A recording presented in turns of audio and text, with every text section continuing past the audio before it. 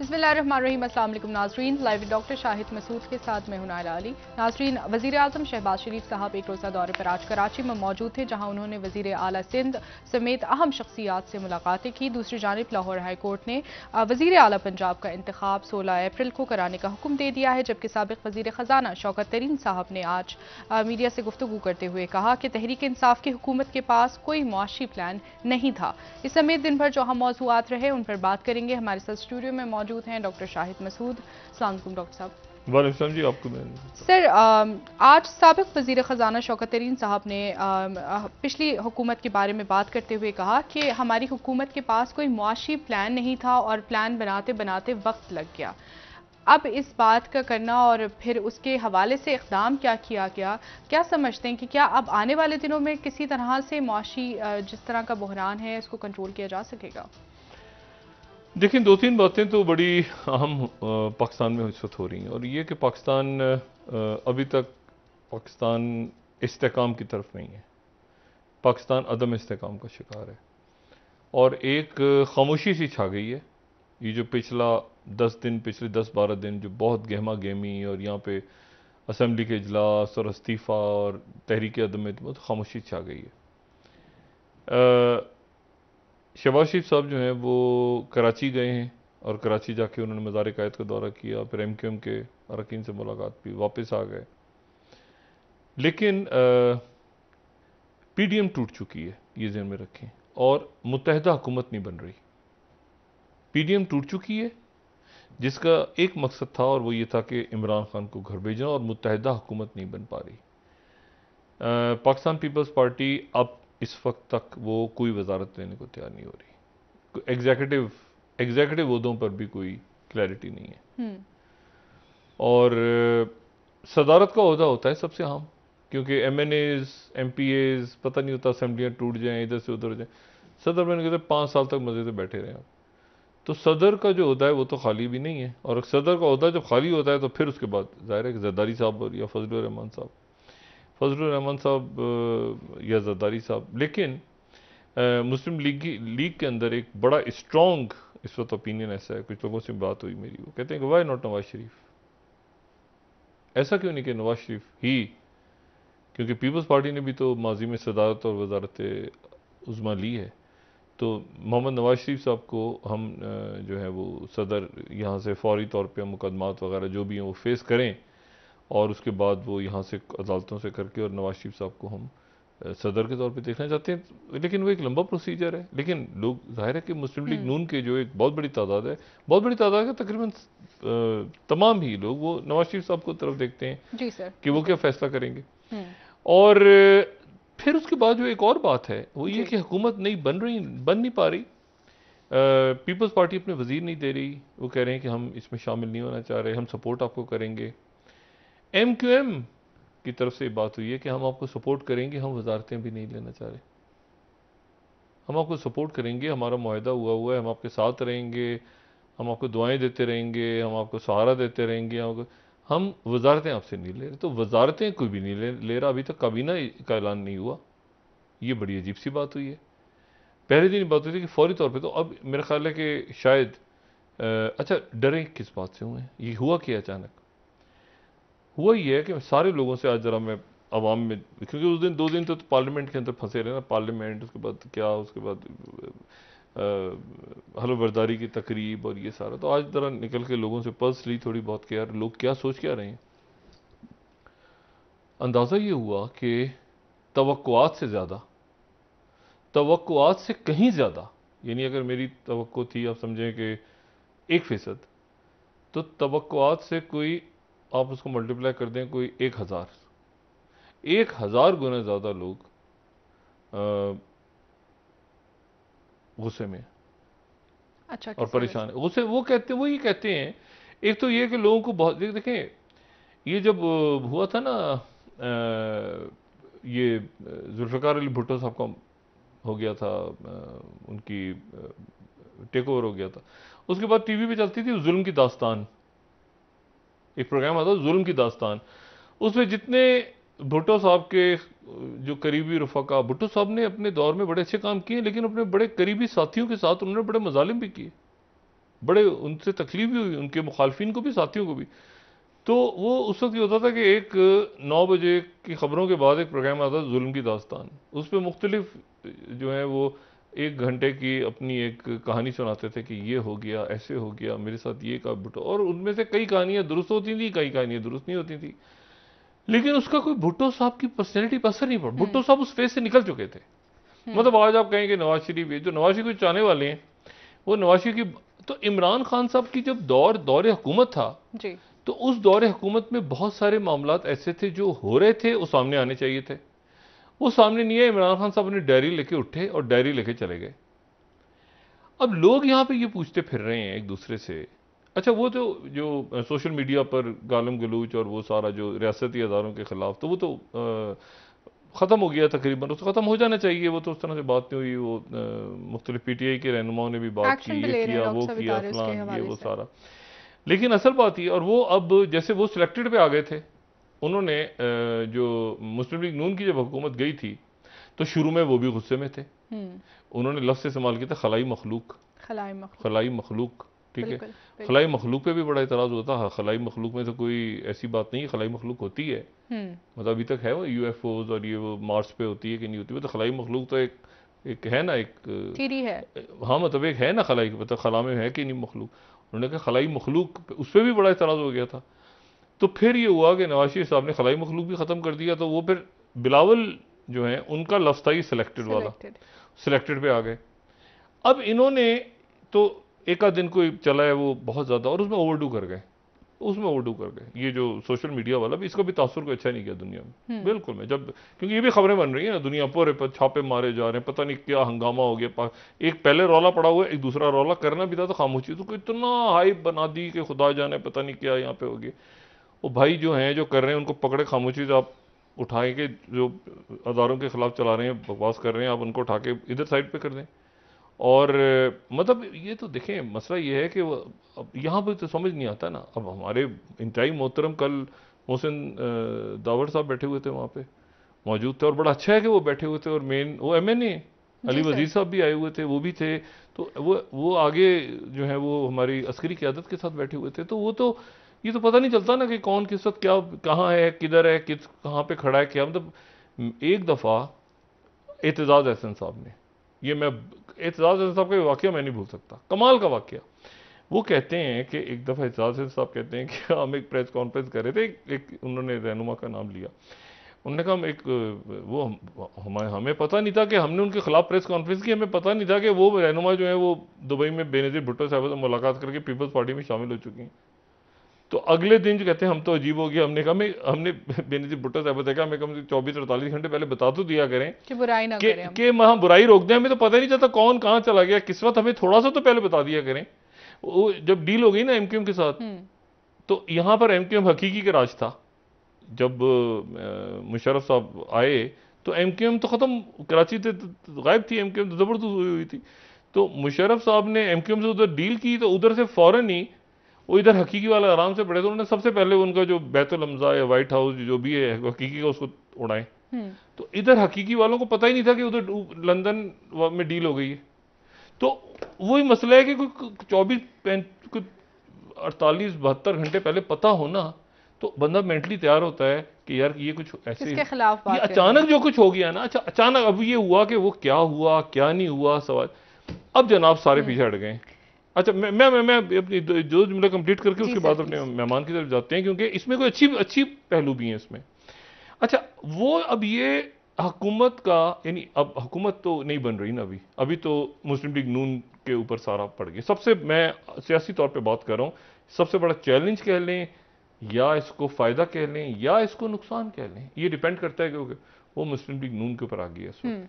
उसकी वजह यह है कि बाकी जो शख्सियात हैं वो सब पीछे हट गए हैं। उन्होंने कहा एक मिनट ठहर जाओ यार, आज इमरान खान के जलसे में ऐसा ना हो मुनर्रिफ अराकीन के घरों पे आगे पीछे दाएं बाएं, और खबर दे रहा हूं, खबर इमरान खान ये देखें, इसको हुकूमत के लिए चैलेंज है और हमारे अदारों के लिए भी चैलेंज, सबके लिए चैलेंज है।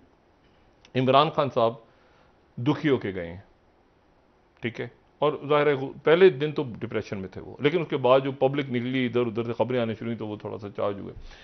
अब हमने इसको सेटल, अब इसको कैसे करना है। इमरान खान साहब किलर इंस्टिंक्ट के साथ, अच्छा वो कि मेरे अच्छा उन्होंने भी अब फौज को की बात नहीं कर रहे, अब उन्होंने नाम रख दिया इंपोर्टेड गवर्नमेंट। इम्पोर्टेड गवर्नमेंट, एक सिलेक्टेड गवर्नमेंट, इलेक्टेड, अब इंपोर्टेड गवर्नमेंट। अच्छा इंपोर्टेड गवर्नमेंट में अब मसला ये है कि इसमें तो अब जाहिर है कोई इतराज नहीं कर सकता ना, इंपोर्टेड गवर्नमेंट और सिलेक्टेड गवर्नमेंट, सिलेक्टेड इंपोर्टेड चलता रहेगा। लेकिन सवाल ये है कि जो पब्लिक निकली इमरान खान के लिए, इमरान खान साहब खुद भी शायद एक्सपेक्ट नहीं कर रहे थे, दुनिया भर से लोग निकल के आ गए और उसके नतीजे में ये यहां रुक गए। मैंने आपसे कहा ना वो चल रहा था, वो क्या कहते हैं, जैसे स्टॉक मार्केट में भाव नहीं चलता। मैंने खुद यहां पे कहा कि लोग कहते हैं हमें पैसे नहीं मांग रहे, लोग कह रहे हैं अगले इलेक्शन में हमें टिकट चाहिए मुस्लिम लीग नून का। अब लोग कह रहे हैं भाई टिकट हमें मुस्लिम लीग नून का ये बताएं कि टिकट लेके हम जो मुनव्वर अरकान है वो अपने इलाकों में नहीं जा पा रहे, होटल में बैठे हुए हैं, यहाँ बैठे हुए हैं, महीनों से बैठे हुए हैं, नहीं जा पा रहे, अपने इलाकों में नहीं जा पा रहे। अच्छा। होटल्स में मौजूद हैं। तो आवाम की जानिब से रिएक्शन देखने में आया है वो उनके देखें ना, बड़ा खौफनाक, अनएक्सपेक्टेड रिएक्शन है, अनएक्सपेक्टेड। अच्छी खबर दरमियान में ये है, और मैं अभी मेरी बात नहीं हुई, मेरी गुजारिश, मैं देखते हैं कि अशफाक हसन खान साहब, क्योंकि डॉलर की कीमत नीचे गई है और एक माशी तौर पे हमें इस्तेकाम नजर आ रहा है। और सबसे बड़ा चैलेंज शहबाज शरीफ साहब के लिए है। देखें, एक तो शहबाज शरीफ साहब को अब इनकी टीम में इसहाक डार साहब गालिबन आ रहे हैं, मिफ्ताह इस्माइल साहब। चैलेंज माशी है, खारजी है और ये अंदरूनी। खबर क्या है, खबर सुन लें आप। इमरान खान साहब का आज का जलसा अगर कामयाब हो गया, उसके बाद इमरान खान साहब ने 16 तारीख को रख लिया कराची में, और उसके बाद 21 तारीख को रख लिया लाहौर में। और अगर ये 3 जलसे अच्छे हो गए तो इमरान खान साहब इस्लामाबाद आ रहे हैं। अच्छा, खबर मैं ये दे रहा हूं कि इस्लामाबाद आ रहे हैं वो, और पुरअमन एहतजाज होगा वो तो फिर जो होगा सो होगा। ये इस वक्त इमरान खान साहब से लोग गुजारिश कर रहे हैं कि आप खुदारा ये ना करें। वो कह रहे हैं मैं इस्लामाबाद आऊंगा, सही, और मैं मतलब इनको हुकूमत करें, इनसे मैं असेंबली तोड़वा के इनसे मैं इलेक्शन की तरफ ले जाऊंगा, इस कंडीशन पे कि ये इलेक्शन का ऐलान करें, वरना ये देख लें और मैं उसके बाद इस्लामाबाद आ रहा हूं। और वो चल पड़ेंगे, ठीक है। वो कह रहे हैं अच्छा, मैं कहा लोग नहीं होंगे साथ। कहते हैं मैं जिस तरह उस दिन असेंबली से निकला था तो लोगों ने क्या कहा कि एक इमरान खान निकला, मैंने तो पीछे पलट कर भी नहीं देखा, वो 126 थे, 36 थे, जितने लोग थे खड़े हुए सब निकल गए। तो वो ये कि वो कहते हैं अकेला चल पड़ूंगा, फिर मैं देखता हूं पीछे कोई है कि नहीं है। अब ये वाली डू और डाई पोजीशन में अशफाक हसन खान साहब हमारे साथ मौजूद है, माहिर माशियत। हमारा मसला इस वक्त बड़े मसाइल और हमें एक इस्तेकाम चाहिए। अशफाक हसन खान साहब अस्सलाम वालेकुम। जी वालेकुम सलाम। अशफाक हसन खान साहब, आप इमरान खान साहब के ज़ाहिर शुरू में साथ थे, फिर इख्तलाफात हुए, आप अलग हुए और आपने बड़ी तनकीद भी की इस दौरान सारे। लेकिन अब जो है वो आपके पुराने दोस्त और आपके पुराने मेहरबान और आपके यार गार इसहाक डार साहब तशरीफ़ ला रहे हैं वापस। और एक बात हमने उनके आने से पहले ये देखी है कि मार्केट में डॉलर जो है वो ज़रा थोड़ा सा रुपया स्ट्रांग हुआ है डॉलर के मुकाबले में, और स्टॉक मार्केट मजबूत होना शुरू हुई है। तो ये तो आप दाद देना कि नवाज शरीफ साहब के आते ही, सॉरी शहबाज शरीफ साहब के आते ही और ये सुनते ही कि जी इसहाक डार वापस आ रहे हैं, तो डॉलर खुद ब खुद कांपता लरसता नीचे गिर रहा है। ये तो देखें ना आप, दहशत तो है ना डार साहब की। देखिए, ये आपने बड़ा अच्छा सवाल किया, बड़ा टाइमली सवाल भी किया है आपने जी। आपको ये मालूम होना चाहिए, और इस प्रोग्राम के जरिए से आपके नाज़रीन को भी मैं बताना चाहता हूं कि ये जो मौजूदा गवर्नर है हमारे रजा बाकर साहब, इनका टेन्योर 4 मई को खत्म हो रहा है।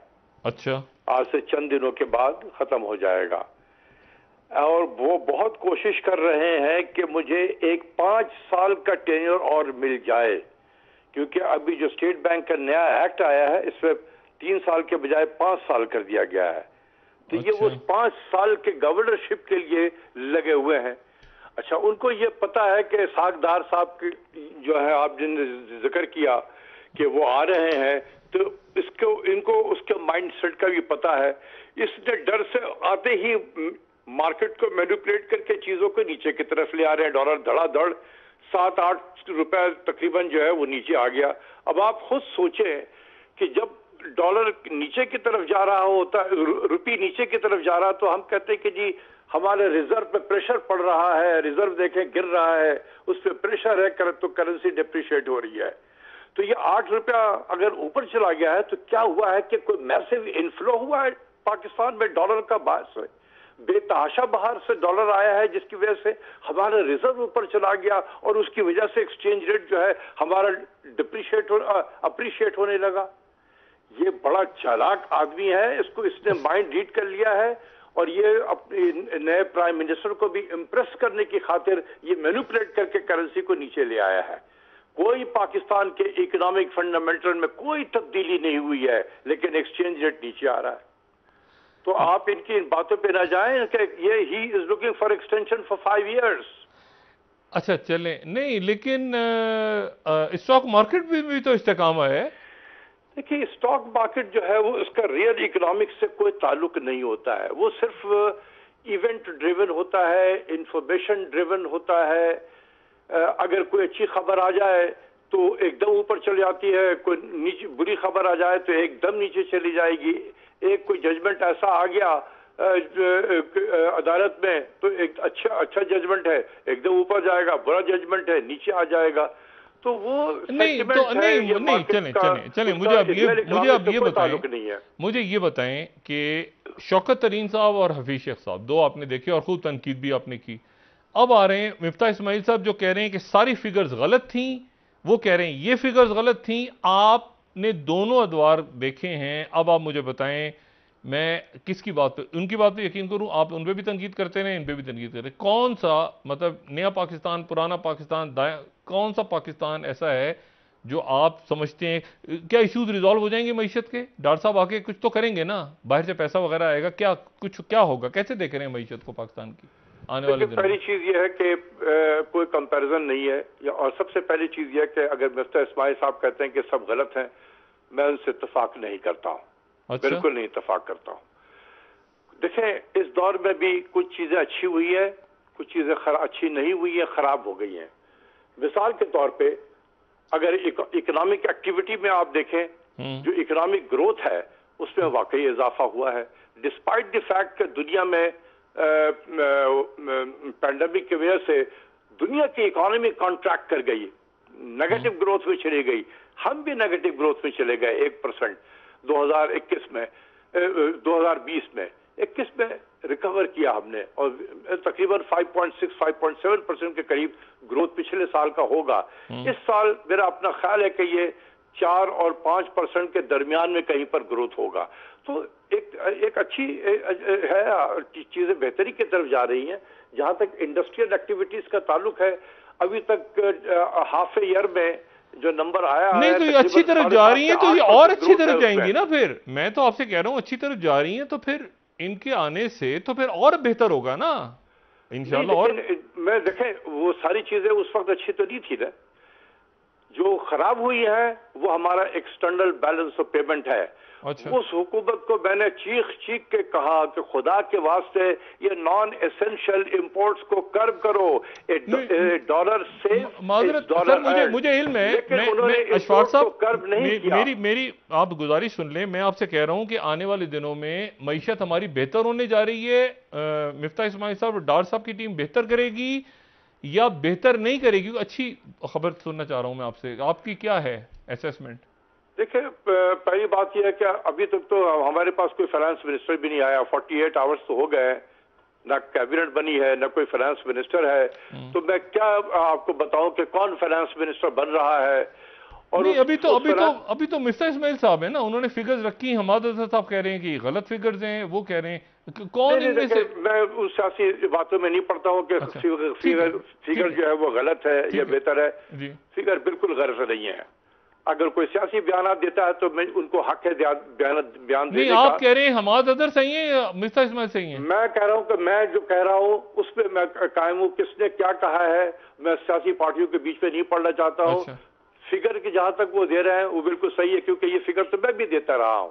ठीक है। अगर 50% इंपोर्ट में ग्रोथ है तो ये जुल्म हुआ है पाकिस्तान के साथ में, और ये पिछले हुकूमत ने किया है। ये कि जो मुल्क बैलेंस ऑफ पेमेंट क्राइसिस का शिकार हो और वहां पर इंपोर्ट ग्रोथ 50% हो रहा हो, किसी को उसकी फिक्र ना हो, ये सबसे बड़ा चैलेंज होगा। चाहे वो इसाकदार साहब आ जाएं या मिफ्ता इस्माइल साहब आ जाएं। दूसरी चीज यह है कि जिस तरीके से एक्सचेंज रेट को हमने नीचे किया है, पाकिस्तान को बर्बाद कर दिया रजा बाकर और हफीज शेख ने। बर्बाद किया है पाकिस्तान को। जो उनको लेकर आए थे उन्होंने भी जुल्म किया है इस मुल्क के साथ में।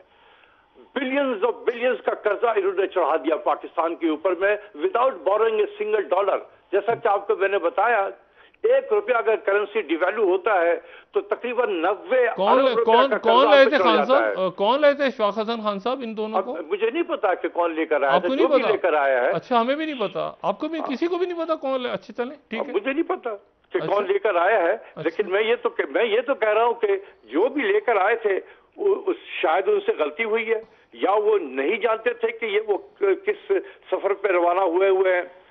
बहुत जुल्म हुआ है पाकिस्तान के साथ में। अब कैसे निकलना है आगे? अब डार साहब को क्या मशवरा देंगे? अब चलें आगे निकलते हैं ना। दो तीन मशवरा मैं जरूर दूंगा। सबसे पहले चीज ये है कि मशवरा नंबर 1, खुदा के वास्ते इस गवर्नर को आप एक्सटेंशन ना दें, वरना जिस तरीके से उसने इमरान खान को बर्बाद किया है इनको भी बर्बाद कर देगा। अच्छा। तो मशवरा नंबर 1। नंबर 2, आप कोशिश करें जितना भी कर सकते हैं कि जितना इंपोर्ट को कर्ब कर सकते हैं, नॉन एसेंशियल इंपोर्ट को। मैं वो नहीं कर रहा हूं कि इंडस्ट्री के रॉ मटेरियल को कर दें, फला को कर दें, ठीक है। लेकिन जो अब आप खुद सोचें कि जिस मुल्क के पास डॉलर नहीं हो उस मुल्क में आप BMW कार इंपोर्ट कर रहे हैं। यहां तक कि झाड़ू हम इंपोर्ट करते हैं जनाब म्यांमार से। कितनी शर्म की बात है, बताएं। हम एक न्यूक्लियर पावर मुल्क है, हम झाड़ू इंपोर्ट करते हैं बाहर से। अच्छा। तो इस तरीके से हमने डॉलर अपने मुल्क के हमने जाया किए हैं। हम झाड़ू इंपोर्ट, एक मिनट जरा, हम झाड़ू इंपोर्ट करते हैं? जी, कुछ झाड़ू हमने, मेरे पास सबूत भी है, जो हम म्यांमार से इंपोर्ट करते हैं। अच्छा। तो कहने का मतलब चले बहुत ज्यादा पैसे झाड़ू के इंपोर्ट पे नहीं आएगा, लेकिन जिस तरीके से हम BMW कार 3000-2500 सीसी की गाड़ियां इंपोर्ट हो रही हैं, जैसे ये कोई बहुत बड़ा रिस्क हो गया है। एक तो आप कह रहे हैं कि नॉन एसेंशियल वाला सिलसिला, दूसरा आप कह रहे हैं नहीं, लेकिन ये कि हम रीनिगोशिएट करें IMF के साथ गालिबन, है ना? ऐसा भी IMF बहुत आसान हो जाएगा। अच्छा। क्योंकि हमेशा मैंने आपके प्रोग्राम में भी, अब दूसरे प्रोग्राम में भी कहा, IMF का प्रोग्राम सियासी प्रोग्राम होता है। डिपेंड करता है कि आपके ताल्लुकात उनके जो मेजर शेयर होल्डर हैं उनके साथ कैसे हैं। अमेरिका की बात कर रहे हैं। के ताल्लुकात अच्छे होंगे तो IMF का जो आंख जो पीछे चला गया था वो वापस अपनी जगह पे सामने आ जाएगा। अच्छा। वो इंसान बन जाएंगे। अच्छा। तो वो बाकी जो प्रोग्राम है बहुत आसानी से गुजर जाएगा। ठीक है। लेकिन खुदा के वास्ते अगले प्रोग्राम की तरफ ना जाएं, अपने घर को खुद ठीक करें। मैं समझ गया, लेकिन मजमूई तौर पे आप ये कह रहे हैं कि थोड़ा सा पॉलिटिकल आइसोलेशन से निकल के एक्टिव डिप्लोमेसी करें, थोड़ा सा मतलब है कि मुस्बत हम रवैया अपनाएं तो और ये करें कि अपने जो रिजर्व को बिल्ड करने के लिए जो हमारे जो दोस्त हैं, मुल्क हैं, चीन है या सऊदी अरब वगैरह है, इनसे कहें कि यार आप हमेशा पाकिस्तान को हेल्प करते रहे हैं, इस वक्त हम एक डिफिकल्ट सिचुएशन में है, तो थोड़ा हमारे रिजर्व को बिल्ड करने के लिए आप हमारे यहाँ सेंट्रल बैंक में कुछ पैसे डिपॉजिट करा दें। तो ये हो सकता है, रिजर्व को बिल्ड करने के लिए जहां से भी पैसे आपको मिले आप जरूर लेकर आए यहाँ पर। ठीक है। लेकिन इस वक्त बॉन्ड फ्लोट करने मार्केट में ना जाए, वरना लुट जाएंगे आप, क्योंकि इस वक्त हमारी क्रेडिट रेटिंग बहुत नीचे चली गई है। ठीक है, लेकिन ये थोड़ा सा अर्सा गुजार लेते हैं, महीना 2 महीने और जरा स्टेबल हो जाते हैं मामलात, तो फिर उसके बाद हम आगे जा सकते हैं तेजी के साथ इंशाल्लाह, है ना? हाँ, इंशाल्लाह कोशिश तो करेंगे, जो भी आएंगे उनको भी अगले इलेक्शन में भी जीतना है, तो जब तक वो बेहतरी नहीं करेंगे तो फिर अगले इलेक्शन में क्या लेकर जाएंगे। बहुत शुक्रिया इशफाक हसन खान साहब, थैंक यू वेरी मच। हाँ, मतलब नहीं, देखिए ना, एक जगह पर रुक गए हैं ना, मतलब वहां रुके हैं जाके जहां चीजें थोड़ी सी बेहतर हो रही थी और मजीद बेहतरी की तरफ जा सकती हैं और जानी चाहिए। शराइत रीनेगोशिएट करें, मुख्तलिफ जो अपनी पॉलिटिकल मतलब हम थोड़ा सा आइसोलेशन से निकलें, अपने आगे बागे दाएं में। लेकिन बात वो है, वो कह रहे हैं कि IMF का जो सबसे बड़ा स्टेक होल्डर है उसके साथ ताल्लुकात बेहतर करें। अच्छा, ये अब मसला ये आजम साहब तो यही चाहते हैं ना कि अमेरिका के साथ ताल्लुकात बेहतर हो। मसला ये है कि यही वो नुक्ता है ना जिसके जो इमरान खान साहब का मसला बना हुआ है। इमरान खान कह रहे हैं कि जी वो उन्होंने कहा कि मुझे हटा दो तो तुम्हें मराद मिलेंगी। देखिए ना, यही यहां पर मसला अटका हुआ है।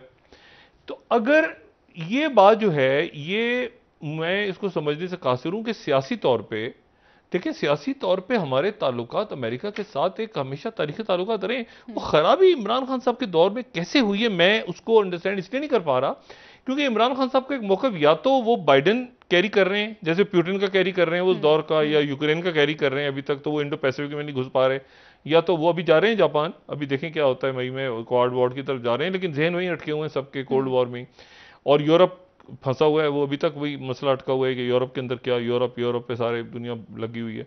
तो मसला ये है कि वो या तो उस दौर में जब ये ड्रोन्स तो बंद हो गए हुए हैं ना, ट्रम्प दौर के अंदर तो ओबामा दौर था, अब ड्रोन तो नहीं हो रहे दोबारा, ना कोई बेसिस मांग रहा है, बेस यहाँ रहकर किसके, अफगानिस्तान की तो हेल्प आउट कर रही है पूरी दुनिया, और वो फंस गए यूक्रेन के, तो यहाँ पाकिस्तान में बेसिस और इधर उधर वो एक दौर में बात चली होगी और वो ठीक है ना होगी, अमेरिकन ने भी कहा और हमने भी कहा, शुरू का जब इनकला की बात वो चाह रहे थे भी, अब तो पूरा ये रशियन स्फीयर में चला गया है ना, सेंट्रल एशिया भी, और सारा ये इशू नहीं है।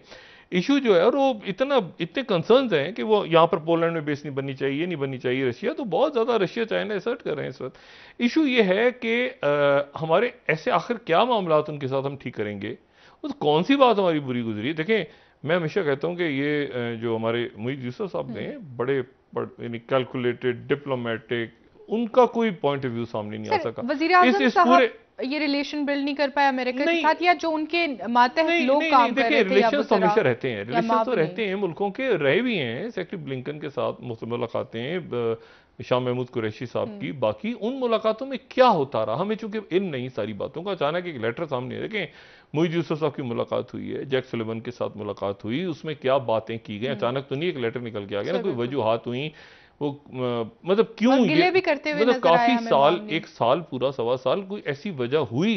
इमरान खान साहब की कोई शक्ल बुरी लगती थी, उनकी बातें बुरी लगती थी, इमरान खान साहब फ्लेक्सिबल आदमी है, वो बात हो ना उसको ऊपर नीचे कर लेते मामलात को।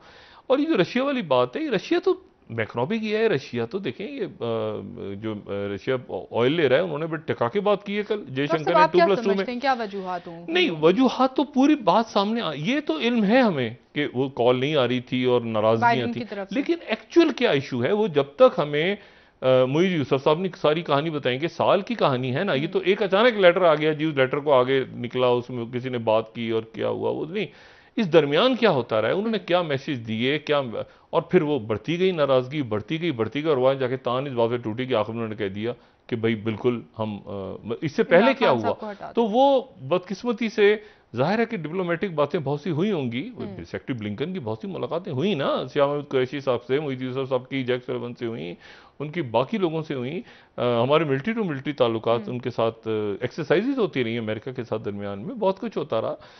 तो इस दौरान लेकिन डॉक्टर साहब बीच में CPEC के हवाले से भी कंसर्न्स शो करते रहे जब हम IMF से बात कर रहे थे। चाइना की तरफ से तो कंसर्न्स थे, वो तो मैं इस प्रोग्राम में मर गए कह के गवादर का चक्कर लगा लें, तो CPEC तो बंद पड़ा था, और चाइना की तरफ से बयान आया है फौरन, चाइना तो वो तो कहते हैं ना हमेशा कि जो भी हुकूमत आती है उनके साथ होते हैं, पाकिस्तान से ताल्लुक है, लेकिन पहली दफा चाइना जो था वो इस बात पे कंसर्न था, और उसकी वजह कि रज़ाक दाऊद साहब ने वहाँ जाके सारे लोन्स खोल के रख दिए थे चाइना के सामने, जो कि उनका एक होता है कि हमारे साथ जो मामला तय करें वो आप दुनिया के सामने ना खोले, तो उन्होंने IMF के साथ इधर उधर गुफअप हो गया था मामला, उसको वो प्रोजेक्ट्स दोबारा रीस्टार्ट करवाएंगे, लेकिन वो किन शराइत की उम्र क्या कंडीशन है उनकी, ये अपनी एक टीम लेकर आए हैं जो पुराना CPEC जहां रुका था उस टीम को रीस्टार्ट करें, वो कैसे करेंगे, ये इशू ये तो है ना वो इशू जो कि करने हैं। जो हो रहा है वो ये हो रहा है कि हुकूमत नहीं बन पा रही जी, इत्तेहादी ये बोझ लेने को तैयार नहीं है, वो ये कह रहे हैं कि ये जो सारा का सारा इशू है, इस इशू को उधर से इमरान खान साहब जो बात कहते आ रहे हैं, और वो ये कह रहे हैं कि ये इंपोर्टेड गवर्नमेंट है क्योंकि ये बनी इस बात के ऊपर है। अब देखिए ना IMF के साथ अगर रीनिगोशिएट करने जाते हैं, उधर इमरान खान कह रहे हैं यही तो कह रहे थे वो, तो अच्छा वो जो कह रहे थे वो फिर शौकत तरीन साहब और IMF ने भी नहीं, वो इन्होंने नहीं बताया, मैं हफीज शेख ने वो क्या कह रहे हैं भाई, वो टैक्सी लगा रहे थे ना, वो तो पब्लिक पे लगा रहे थे, वो हम पे लगा रहे थे, वो तो आखिर ऐसा क्या था, वो एक सीगा राज में है कि वो कौन सी बात चाह रहे थे, इस्लामोफोबिया ये बातें तो है, वो इससे हटके कोई ऐसी ग्रॉस बात पता जो इशू बना वो हमें नहीं पता अभी तक, लेकिन ये है कि खान साहब ने अब रख दिया है नाम इम्पोर्टेंट, मैं इम्पोर्टेंट, अब मैंने ये देखा आज सोशल मीडिया खोल के देखा तो वो पता नहीं कितने मिलियन उनके धड़ाधड़ दुनिया भर से अकाउंट चले जा रहे हैं, इम्पोर्टेड हुकूमत नामंजूर, हम मैंने कहा ये क्या भाई, फिर मैं दूसरे मुल्क में देखा उधर भी और मुल्कों में भी इंपोर्टेड हुकूमत, वो सोच रहे होंगे ये कौन है, कौन सी हमारे यहाँ कौन सी आ गई इंपोर्टेड हुकूमत, उधर भी इंपोर्टेड हुकूमत चल रही है। 2-4 मुल्कों में चेक किया उनका टॉप ट्रेंड। ये नहीं सोचे ना कि पाकिस्तान में बैठे हों और अचानक यहाँ कोई जो है वो जापान का ट्रेंड चलना शुरू हो जाए जापानी जबान में, तो हम क्या कहेंगे क्या हो रहा है भाई हमारे मुल्क में। उनके मुल्कों में, बाहर के मुल्कों में जो है वो चल रहा है इंपोर्टेड हुकूमत ना, वो तो एक्सपेट पाकिस्तानी तो मतलब है कि वो तो मतलब वो मुझे नहीं पता कि वो अफसोस में तो कम है, वो गुस्से में, गुस्सा, और उनको जो है ना वो इसको हैंडल करना पड़ेगा, इसको पॉलिटिकली हैंडल। इधर पकड़ धकड़, मुकदमा खुल गया, गालियां दे रहे हैं, ऐसे नहीं। जब सेंसिटिव इश्यूज होते हैं उनको लीडरशिप्स जो होती हैं, जो लीडर्स होते हैं, जो काबरीन होते हैं, वो बड़े सेंसिटिव अंदाज में डील, इसको मारो, इसको उठा लो, इसको पकड़ लो, ये थोड़ा सा रखते हैं आपके लोग। लेकिन ना नहीं, इंतकाम नहीं, फिर उसके बाद आराम से सुकून से handle with care, handle with care, आराम सुकून सा पाकिस्तानी है, मुल्क को आगे लेके चलना है, सब ने कोई लड़ना नहीं है, किसी का सर नहीं फाड़ना। कर हुआ कराची में आग लगा दी उसने, उसके झंडे को, आराम सुकून से। और फिर मतलब इसको ऐसे लेके ना लेके जाए कि, लेकिन खान साहब जो हैं, खान साहब इस बात को कहते हैं कि मैं तो बर्दाश्त करता रहा, मैं तो चुप होकर मेरे सामने होता रहा सारा, और अब ये प्लेटलेट सब आएंगी, अब ये होगा, वो होगा, डॉक्टर साहब वापस आएंगे, ये होगा। सर कैसे इस पर बात करेंगे, सर वापस आ जाते हैं ब्रेक। खान साहब वो मैंने कहा ना क्लियर इनिशिएटिव के साथ, और आज का मैंने आपको मैं हकीकत बता रहा हूँ कि ये सब क्यों रुके हुए हैं, मैं बताऊँ हुकूमत साजी क्यों नहीं हो रही अभी। जी सर, वो कह रहे हैं हमने 3 जलसे देखने हैं इमरान खान के, 3 जलसे देखने हैं, कराची का, लाहौर का और पेशावर का। उसके बाद हम फैसला करेंगे, और फिर इमरान खान क्या ऐलान करता है उसके बाद फैसला करेंगे हुकूमत में रहना भी है कि नहीं रहना भाई।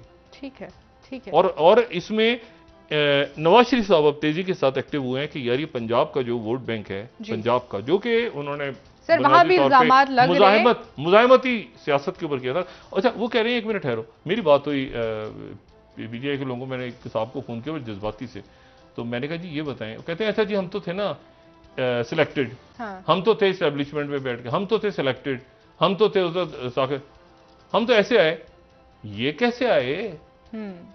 अच्छा मैं चुप हो गया। अच्छा सवाल। कहते हम तो आए ना, ठीक है, ये कैसे आए। अच्छा मैंने कहा जी वो जमहूरी तरीके से। अच्छा डॉक्टर, अच्छा जमहूरी तरीके से आए। तो उन्होंने फिर आके कि डॉक्टर साहब आप, मैं चुप, मैंने कहा जी नहीं मैं वैसे ही दाएं बाएं गोलमोल करके, मैंने हमें क्या पता सर, हमें क्या पता, क्या हमें ये नहीं पता बाकी रजा कैसे आए, तो हमें ये क्या पता सर। बिल्कुल, ब्रेक ले लेते हैं डॉक्टर साहब, वापस आके मजीद बात करेंगे आपसे। नाज़रीन एक ब्रेक हमारे साथ रही है।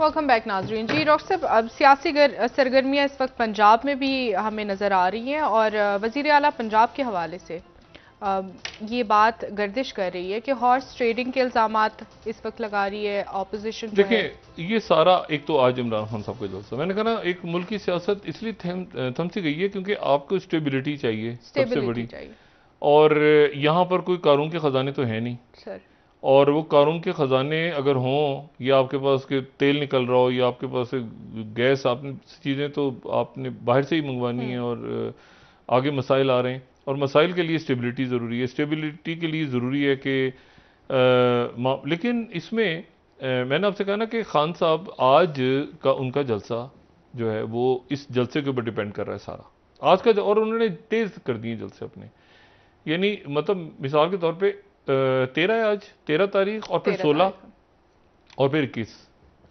और फिर अगर 21 को मैंने, अच्छा ये क्योंकि डेट्स ऊपर नीचे हो रही है ना, इमरान खान इतनी स्पीड में है इस वक्त, वो जैसे एक दौर में था ना, इमरान खान साहब इधर से उठे, उधर आवाज़, उधर टेलीफोन, उधर लड़के पहुंचे, उधर खवातीन पहुंची, फैमिलीज आगे पीछे दाएं बाएं, इधर रोड पे रुक गए। मतलब इमरान खान साहब को वो आइडियल माहौल मिल गया, जो असल इमरान खान नहीं, असल इमरान खान, जो रियल इमरान खान, अवाम में, पब्लिक में, पसीना, ये वो, नमाज आगे, मतलब वो पब्लिक के अंदर जो है ना, लोगों में।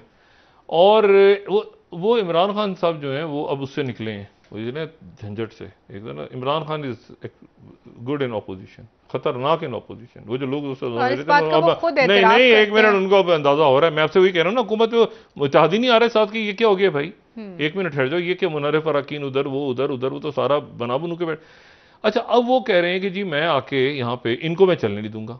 अच्छा अगर वो कहते हैं ना कि मैं मिफ्ता इस्माइल को चलने नहीं दूंगा, मैं उन्होंने नाम पकड़ा हुआ है शहबाज शरीफ साहब को। शहबाज शरीफ साहब इस वक्त मुकम्मल तौर पे हर एक से मिल रहे हैं जाके कि इस्तेकाम पैदा हो, इधर इस्तेकाम पैदा हो, इधर इस्तेकाम पैदा हो, फिर मैं सऊदी अरेबिया, फिर मैं चाइना, वो जहां आगे जाएंगे पीछे इमरान खान साहब को मिलेगी स्पेस, और स्पेस मिलेगी तो वो आगे देखो इधर गया। अच्छा, वो उन्होंने बाहर भी जाना है, इधर भी जाना है, कॉन्स्टिट्यूएंसी को भी देखना है, इधर भी।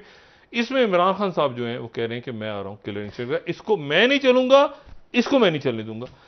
यहां पर आके मसला जो है ना, अब ऐसा हो गया है कि मैंने आपसे कहा ना कि आप छोड़ दें उधर इमरान खान क्या करें, इत्तेहादियों से वो कहते हैं वजारतें नहीं ले रहे डॉक्टर साहब, वजारतें हम नहीं ले रहे, हमें नहीं पता कि ये हुकूमत एक दिन, एक हफ्ता चलेगी, महीना चलेगी, कभी वो कहते हैं कि हम 1.5 साल पूरा करेंगे। को भी मसाइल का इदराक है, तो इस वक्त हुकूमत के फेवर में नहीं है कि जल्द से जल्द इंतखाबात कराए जाएं। इत्तेहादी आप छोड़ देना, पार्टियों के अलग अलग मसाइल हैं, कौन से इत्तेहाद क्या, यहाँ पे उधर से उधर गए, उधर से उधर गए, छोड़ दें ये पावर गेम है, इसमें यहाँ पे कोई बड़े कोई अखलाकी उसके ऊपर मामला हो रहे हैं इस मुल्क में, क्या वो तो रखें आप, मतलब है कि इज्जत तो आनी जानी चीज़ है ना, सीट तो एक ही दफ़ा मिलती है, छोड़ दें आप।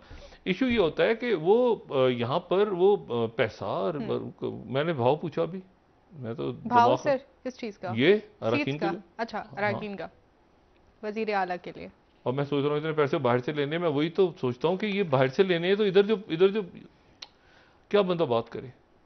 मतलब ये है कि इशू बाहर आप, अच्छा इसका कोई जवाब नहीं दे सकता कि बाहर आप आवाम के लिए पैसे लेने जा रहे हैं IMF, और पैसे आपके लोगों के पास पड़े हुए हैं, और तो ये कैसे मुमकिन है? ये यानी कोई शख्स यहाँ पे किसी होटल में जाके वो एक वक्त का खाना तस्वुर नहीं कर सकता, 5 स्टार होटल में महीने की तनख्वाह उसकी निकल जाती है पूरी, और लोग रह रहे हैं महीनों महीनों से। तो इशू मेरा नुक्ता नज़र सिर्फ ये है, मैं ये नहीं कि किसी खास तबके पे तनकीद कर रहा हूँ, मैं ये कह रहा हूँ कि पैसा है लोगों के पास, बहुत कुछ ज़्यादा ही पैसा आ गया है, लेकिन इस पूरे इशू में काम करने को कोई तैयार नहीं हो रहे। जो सर्व करने वाले लोग हैं ना, वो आपको कोविड में भी याद है, पब्लिक निकल के कोविड में, एक तो कोविड का डॉक्टर्स, इंजीनियर्स और वो सारे हमारी NCOC का वो काम बड़ा ज़बरदस्त था, लेकिन आम लोगों ने कितना ताउन किया था। अब इशू ये सारा कि यहाँ पर इस वक्त एक होता है ना लिथार्जिक सा, कि थके हारे बैठे सारे के सब बैठे हुए थे, इंतजार कर रहे थे सबको कुछ मिलेगा, और सब जो है अब सोच रहे हैं कि यार 1 मिनट ये क्या हो गया, और सारा का सारा सियासत फिर चली गई है इमरान खान के ऊपर। 3 रोज हो गए और 4 रोज हो गए, लोगों की तवज्जो इमरान खान से नहीं हट रही। ये छापे मारे जिन्होंने चलाए हैं, इनको तो पकड़े ना, ये कौन है लोग सारे जो फौज को, जिस बात में आज भी वो चले, वो उसको हो जाएगा ठीक मामला, वो मैं नहीं समझता कि पाकिस्तान में कोई भी ऐसे लोग होंगे जो फौज के अदारों के ऊपर बात करेंगे, लेकिन लोगों को गुस्सा भी है। अब उस गुस्से को आपने कैसे हैंडल करना है, देखे ना, गुस्सा भी है ना लोगों को, लोग कह रहे हैं 1 मिनट यार, इमरान खान को बाहर निकाल दिया तो वो तो, अच्छा वो भी हमारे मोहतरम है, इंतहाई मोहतरम अली वजीर और मोहसिन दाऊद कहते हैं उनको बिठा लिया, इमरान खान को हटा दिया, और उसको तो अब कैसे करना है, यहाँ तो बातचीत ही होगी। अच्छा, वो अब जो अपोजिशन है वो तो इमरान खान साहब को कहती रही कि साथ बैठे आप आके, यानी अब जो हुकूमत है, शहबाज शरीफ साहब ने तो पहले कहा कि आप साहब के मईशत पे बात करें, इमरान खान ने हाथ में मिलाऊंगा, मैं तो हाथ में मिलाऊंगा इस आदमी से। अच्छा, वो यानी अब वो मेरे ख्याल से इस वक्त पाकिस्तान का सबसे मकबूल शख्स, अगर आप वैसे मुझसे पूछें पब्लिक लेवल पे, मकसूद चपड़ासी निकाल के ले आए, कोई खुदा नहीं कौन है मकसूद चपड़ासी। मैंने केस को ही नहीं पढ़ा, मुझे पता ही नहीं मकसूद चपड़ासी कौन, मगर कोई है या कोई फर्जी करैक्टर है या कोई हकीकी करैक्टर है, तो वो मकसूद चपड़ासी चल पड़ा है कहीं से, तो वो मकसूद चपड़ासी। अब खान साहब भी जाते थे, कहते हैं उसके अकाउंट में इतने थे। अब मैं सोचता हूँ यार 1 मिनट कौन सा केस था मकसूद चपड़ासी वाला, कहते हैं उसके इतने अरब थे, इसलिए मकसूद चपड़ासी निकल पड़ा। अब ये वो मुसीबत है जो शहबाज शरीफ साहब, अब शहबाज शरीफ साहब भी अपने सुबह निकले, उधर ऑफिस में बुलाया लोगों को, मीटिंग की, फिर कराची गए, फिर वापस आए, फिर ये फिर वो सारा। लेकिन सर जरदारी साहब कह रहे हैं कि अगर इनके अकाउंट्स में ये पैसे गए मकसूद चपरासी और फालूदे वाला, तो फिर प्रोसिक्यूशन नहीं, लेकिन ये है कि वो प्रोसिक्यूशन भी क्या, मैं अब कम ही बोलूँ तो बेहतर है, मतलब इस मुल्क में, मतलब वो बारहा ये बात करती हमें नजर आई नून लीग भी और पीपल्स पार्टी भी, कि हमारे खिलाफ करप्शन इशू ये है कि आगे कैसे चलना है, इशू ये है कि आगे कैसे चलना है। इवेंट्स आपका इंतजार नहीं कर रहे, वाकयात आपका, दुनिया के हालात और वाकयात आपके, उनको कोई दिलचस्पी नहीं है आपके झंझटों से, किसी किस्म की कोई दिलचस्पी नहीं है। लोग इधर से उधर मूव कर रहे हैं, आगे जा रहे हैं, फैसले हो रहे हैं, मीटिंग्स हो रही हैं, ब्लॉक्स बन रहे हैं तेज, उनको कोई दिलचस्पी नहीं है इस बात से कि वो महीने बाद पलट के आ जाएं तो आप चीन में से नून निकाल। मैं तो पिछले 5 सालों से देख रहा हूँ, नून में से चीन, 20 सालों से चीन में से नून, इसको ये तक जाएगा। अच्छा जी एमक्यूएम के मुतालबात, अच्छा जी काफ लीग ने ये कर दिया, अच्छा जी ये मुस्लिम लीग, ये नहीं। अब तो बच्चे को अजबर याद हो गया है, तकरीरें भी याद हैं सबके, सारी पार्टियों के पीटीए तकरीरें, बातें। अब इसको कहीं आगे लेके चलना है हमने। एक बात मैं आपसे कहूं, वकीलों के अंदर आपको नए वकील नजर आते हैं, यंग आपको नजर आते हैं लॉयर्स। पुराने लोग चले गए, बड़े बड़े नाम चले गए, बड़े बड़े रिटायर्ड जजेस चले गए, नए जजेस आ गए। ऐसे ही है ना, आपको पुलिस के अंदर कमाल के ऑफिसर्स रिटायर हुए, नौजवान आ गए। अच्छा, आप यूनिवर्सिटीज में जाएं, असातिज़ा बड़े जबरदस्त रिटायर हुए, नए लेक्चरर्स आ गए। पुलिस में ओल्ड ऑफिसर्स रिटायर हुए, नए आ गए। हर जगह, आर्मी में जाएं, वो जी लेफ्टिनेंट कर्नल था वो रिटायर हो गया, वो ब्रिगेडियर लेवल रिटायर हुआ, वो मेजर जनरल बन गया, वो ये मतलब एक जगह जाके नए आते जा रहे हैं। वाहिद चीज जहां पर पाकिस्तान में स्कूलों में बच्चा पहली में गया, दूसरी में गया, तीसरी में गया, आगे जाके 10वीं स्कूल से निकल गया, कॉलेज में चला गया। वाहिद जगह सियासत है जहां पर आप 1985 से उठा के देखें 2002 तक आपको एक बूथा नई शक्ल नजर नहीं आती। आप कहेंगे यार ये क्या मुल्क है, ये कोई आदमी। अच्छा, जो नए नजर भी आते हैं वो कौन है उनमें से अक्सरियत? मैं उसका बेटा हूं, मैं उसका पोता हूं। नहीं, मकसद है कि वो अच्छे भी हैं, मैं ये नहीं कह रहा कि मरूज है, उनमें बड़े अच्छे लोग भी हैं। लेकिन वो जो एक नर्सरी होती है ना पॉलिटिकल, एक जमाने में स्टूडेंट यूनियन से कहते थे निकलती थी, या कोई और, वो कहीं नर्सरी को ऐसा लगता है कि जैसे इधर से उधर गए, उधर से। अच्छा, वो फिर अखलाकी जवाब, खुदाया वो हंस रहे हैं उधर से उधर, परसों उधर वजीर थे, आज उधर वजीर बने हुए हैं, फिर उधर से उधर हंस रहे हैं, उधर उनको गले डाल रहे हैं। वो ये कोई किसी किस्म की हमारे यहाँ पॉलिटिकल जो है वो एक फंसे हुए हैं। 1985 की लीडरशिप है सारी जी। इस वक्त जितनी लीडरशिप है 1985 या 1990, ये नहीं आप 2022 तक किसी मुल्क में लीडरशिप ही ना हो। बहुत शुक्रिया डॉक्टर साहब, प्रोग्राम का वक्त खत्म हो रहा है। नाज़रीन कल इंशाल्लाह मोनाक्स वगैरह होते हैं ना ये अरब मुल्कों वगैरह में, उनकी भी इतनी लाइव्स नहीं होती। मलका बरतानिया का रिकॉर्ड टूटने वाला है पाकिस्तान में, यहाँ पॉलिटिकल लीडर्स नहीं पैदा हो रहे। सर बहुत शुक्रिया। नाज़रीन कल इंशाल्लाह दोबारा आपसे मुलाकात होगी, मुझे इजाजत दीजिए, अल्लाह हाफिज़। जी डॉक्टर। इमरान खान आ रहा है इस्लामाबाद, अपना दोस्तों रिश्तेदारों गिरदनवाह के लोगों का सब ख्याल रखिएगा। अल्लाह हाफिज़।